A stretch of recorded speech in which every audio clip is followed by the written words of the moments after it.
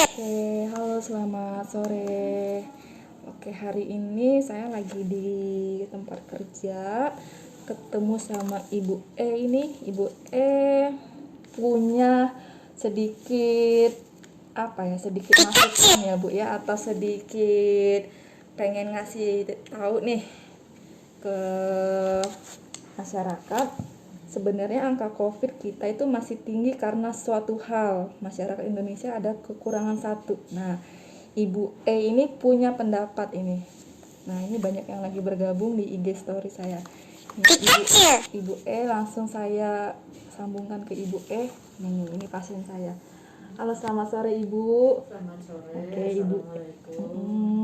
Gimana nih Ibu ini kesini tuh sekalian mau ngambil obat PRB-nya. Kebetulan Ibu juga memang punya sakit tapi stabil sakitnya Ibu ya. Iya. Nah, Ibu gimana pendapatnya tentang COVID di Indonesia ini? Kenapa sih menurut Ibu angka COVID di Indonesia masih tinggi? Nah, tadi Ibu sendiri punya pendapat bagaimana Bu? Coba disampaikan.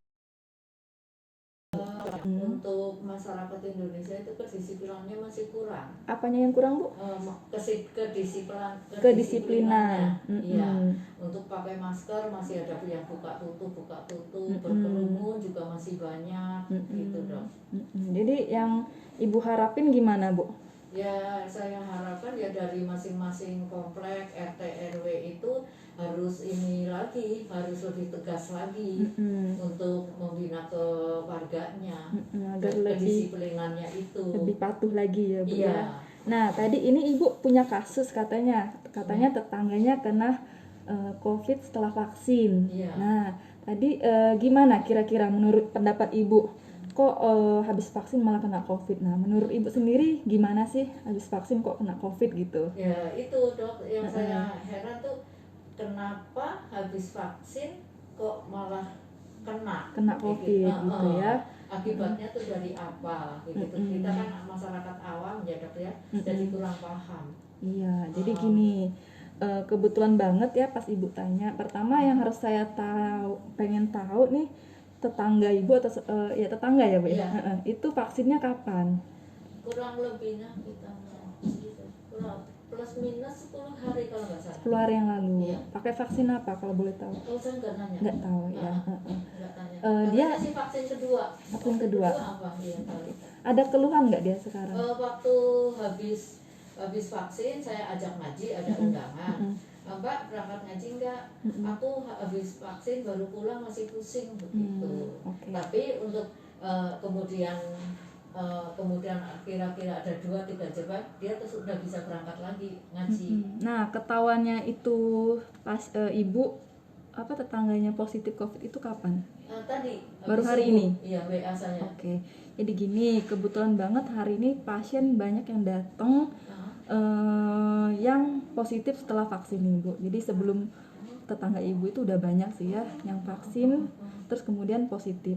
Sebenarnya bukan karena vaksinnya. Gitu. Karena vaksin itu prinsipnya semua vaksin yang kita masukin ke badan manusia, mau vaksin apapun ya, vaksin hepatitis, vaksin HPV, vaksin COVID, itu prinsipnya kalau untuk yang COVID ini vaksinnya namanya vaksin inaktivatif. Jadi vaksinnya yang udah inaktif, udah nggak hidup si virusnya. Jadi vaksinnya itu yang virus yang kita lemahkan. Jadi bukan virus yang hidup kita masukin ke tubuh manusia kan, kita juga nggak mungkin masukin virus hidup ke manusia kan Bu, termasuk saya gitu kan. Jadi besar kemungkinan itu orang yang tertular COVID setelah vaksin itu bisa jadi sebelumnya dia sudah tertular COVID atau setelah dia vaksin. Kan kita kalau habis vaksin itu daya tahan tubuh kan lemah nih Bu ya, agak drop. Nah bisa jadi dia pas drop itu justru dia tertular COVID. Jadi saya harap banget masyarakat kita jangan salah paham karena divaksin mereka mengira mereka kena COVID, padahal bukan gitu ya. Jadi memang bisa jadi sebelumnya dia tertular atau setelah divaksin itu kan bikin daya tahan tubuh drop, di situ dia tertular juga bisa. Nah setidaknya bagi yang udah vaksin ini kan ini manfaat vaksin kan memang nggak 100% mengcover kesehatan kita Bu. Jadi dia setidaknya apa ya, mengurangi tingkat keparahan penyakit jika kita tertular COVID dibanding orang yang nggak divaksin. Untuk kekebalan. Iya, untuk kekebalan kita dibanding misalkan ibu divaksin sama orang yang sebelah ibu misalkan nggak divaksin tuh. Nah, misalkan sama-sama kena COVID, tapi ibu seenggaknya punya kekebalan tubuh dibanding orang yang nggak vaksin. Otomatis nanti penyakitnya lebih berat yang nggak kena vaksin. Seperti itu. Jadi saya harapin orang-orang masyarakat kita jangan takut untuk divaksin karena mereka banyak dengar hoak gitu. Jadi nanti saya harapin ibu juga sebarkan informasi ini ya ke keluarga, ke tetangga biar mereka jangan takut untuk divaksin. Atau kalau mereka pun nggak mau divaksin ya udah nggak apa-apa, kan itu hak masing-masing. Cuma tetap protokol kesehatan dijaga gitu ya. Kan setiap orang punya hak ya Bu ya, kayak gitu. Tapi poinnya kalau udah ada keluhan jangan takut juga untuk datang ke rumah sakit atau ke klinik untuk periksa. Nggak ada salahnya kita do swab antigen kayak gitu. Nah, ngomong-ngomong ibu sendiri udah divaksin belum nih? Belum. Darahnya baru normal sekarang. Oh iya, soalnya ibu ini ada riwayat darah tinggi. Kayak gitu. Baru Jadi sekarang. Jadi keluarga saya kan PNS semua. Kebetulan adik saya itu yang satu itu asma udah menanggung. Terus ya di sini ini udah palsu. Pasang tulang di itu, pahanya? Itu kan di tulang pantat ekor. Ini, pantat atas pantat. Oh iya. Bapaknya itu jalan sekarang juga itu. Satu udah propos. Ini kan ibu pasien PRB ya. Tensinya udah mulai stabil. Nanti minta tolong ke puskesmas atau Pak RT sekitar untuk didaftarkan ibu vaksin kayak gitu. Ibu kembali ke rumah sakit lagi kapan kontrolnya? 3 bulan. Enggak, yang ini nanti abis ini.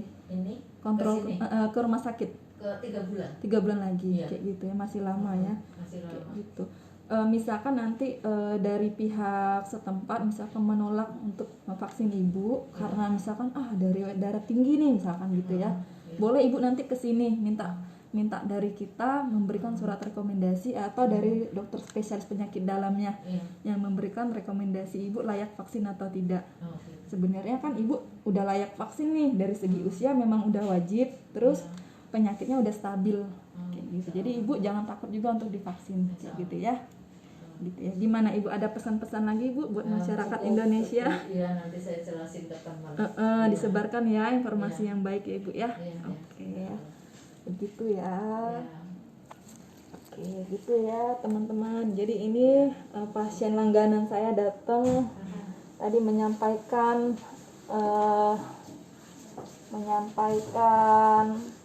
saran dan bertanya juga tentang vaksin dan COVID ini. Oke, nanti kita lanjut lagi. Pasien lagi nganterin di belakang. Oh ya? Oke, ibu tetap di sini. Cuma sayanya mau close Instagramnya. Oke ya, selamat sore. Assalamualaikum.